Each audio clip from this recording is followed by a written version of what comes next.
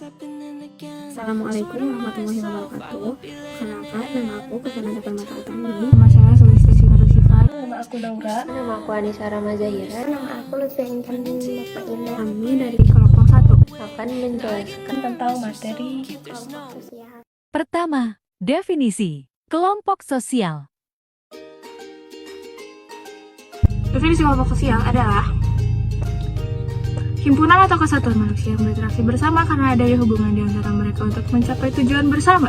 Bedanya sama kelompok itu cuma kumpulan orang, tapi nggak ada strukturnya, nggak ada interaksinya, jadi gitu.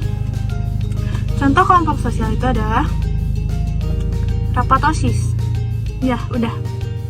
Kedua, ciri-ciri kelompok sosial. Adapun ciri-ciri kelompok sosial adalah sebagai berikut. 1.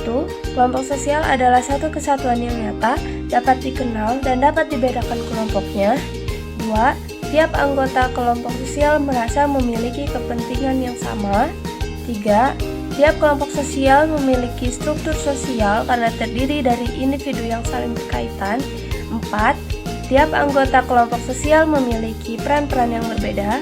Dan yang terakhir 5. Tiap kelompok sosial memiliki norma-norma kelakuan yang mengatur peran anggota.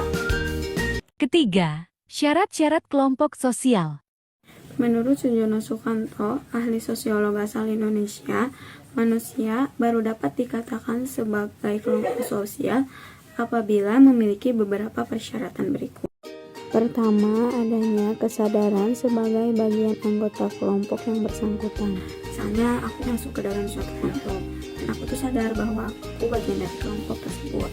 Kedua, adanya hubungan timbal balik antara anggota yang satu dengan anggota yang lainnya. Jadi kayak antara orang satu dan yang lainnya tuh ada interaksi, kayak misalnya belajar bareng-bareng.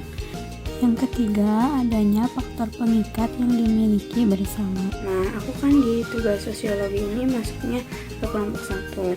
Nah, aku dan anggota kelompok 1 yang lainnya itu memiliki kepentingan dan tujuan yang sama, yaitu untuk mendapatkan nilai PH di pelajaran sosiologi. Yang keempat, memiliki struktur, kaidah, dan pola perilaku yang sama. Misalnya, ada ketua geng.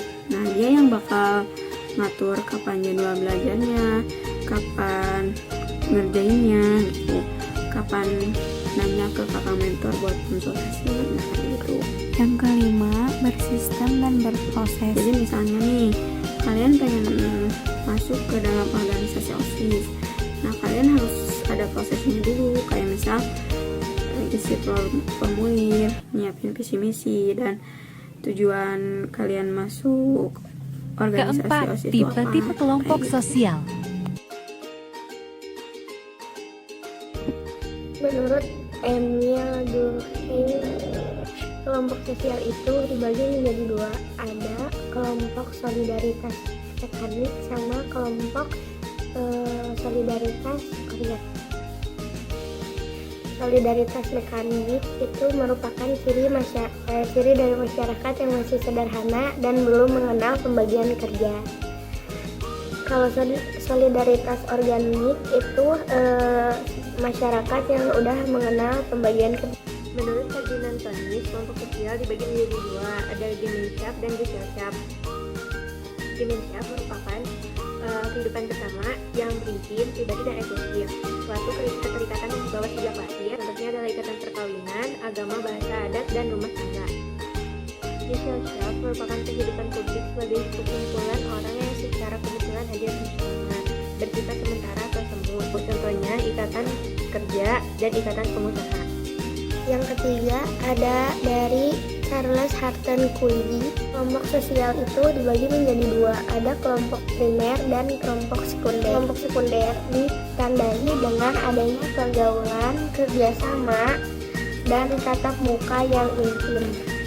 Kalau kelompok sekunder itu yang formal dan tidak pribadi, dan juga berciri berkelembagaan. Yang keempat ada Wage Sumner. Ya, kelompok sosial itu dibagi menjadi dua, ada in group sama out group. Kalau in group itu kelompok dalam, kalau out group itu kelompok luar. In group itu dijumpai persahabatan, kerjasama, dan keteraturan dan juga kedamaian. Kalau out group itu apabila kelompok luar dan kelompok dalam itu berhubungan, maka di situ terjadi rasa kebencian, permusuhan, perang, dan perampokan. Yang kelima ada dari rekan-rekan. Kelompok sosial dibagi menjadi dua, ada referensi grup dan membership group. Referensi grup adalah kelompok sosial yang menjadi acuan bagi seseorang. Kalau membership group adalah kelompok sosial di mana setiap orang secara fisik menjadi anggota dari kelompok tersebut. Yang keenam ada kelompok formal dan informal. Kelompok formal adalah kelompok yang memiliki aturan tegas, dan kelompok ini sengaja diciptakan untuk mengatur hubungan antar sesama anggota. Kelompok informal adalah kelompok yang tidak memiliki organisasi dan struktur yang pasti.